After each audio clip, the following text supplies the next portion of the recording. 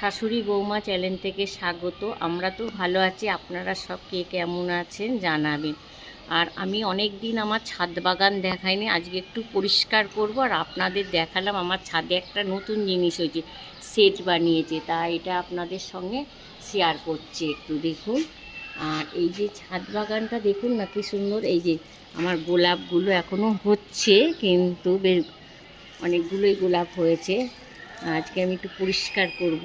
আর এই গাছগুলো কি বলুন তো, এটা না আমি এত পরিষ্কার করি আবার হয়ে যায়।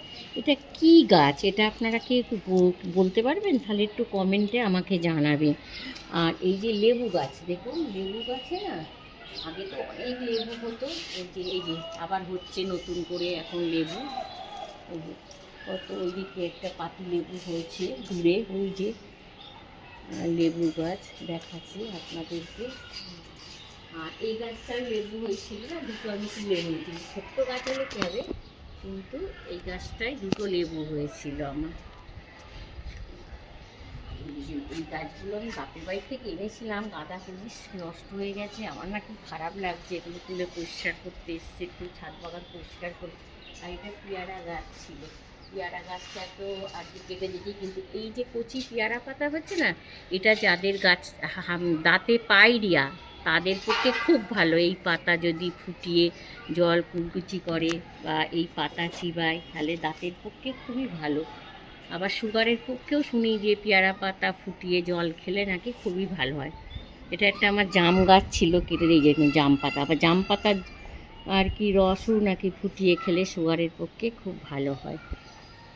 আর এদিকে আমি সব গাছ দেখাবো না, কিছু গাছ দেখাবো। আর এই যে অ্যালোভেরা, এটা তো অ্যালোভেরা জেল বাড়িতেও নিজেরাও বানাতে পারেন, আর এটা মাথায় দিতে পারেন। এটা আর এটা যখন কেউ মাথায় দেবে, ডাইরেক্ট দেবে না, এটাকে আর কি কেটে এর মধ্যে হলুদ একটা রস বেরোবে, সেটা ফেলে দিয়ে তারপরে এটাকে আপনারা তেলে ফুটিয়েও মাথায় মাখতে পারেন, শ্যাম্পু করার আধ ঘন্টা আগেও মাখতে পারেন।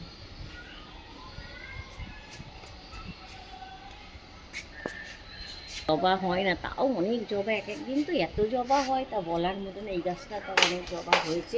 আর একটা পঞ্চমুখী জবা আছে, ওটা আর হচ্ছে না।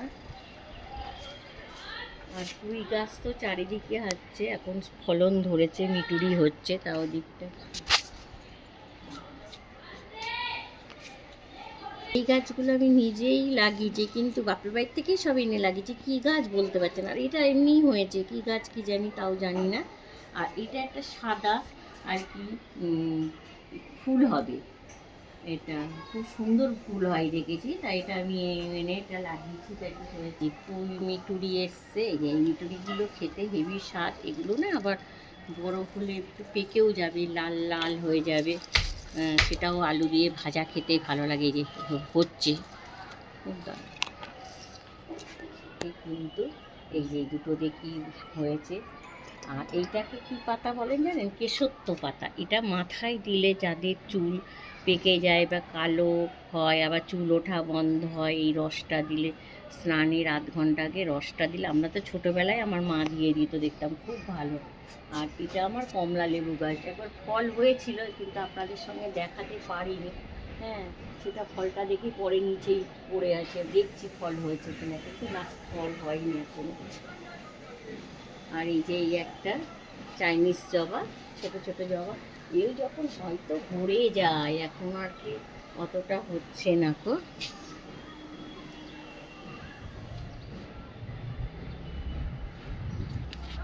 এটা না আমার আর কি চন্দ্রমল্লিকা, এই অনেক দিন আগে লাগিয়েছিলাম, কিন্তু আবার দেখছি হচ্ছে, এটা ইয়ে হয়ে যায় আবার দেখি হয়।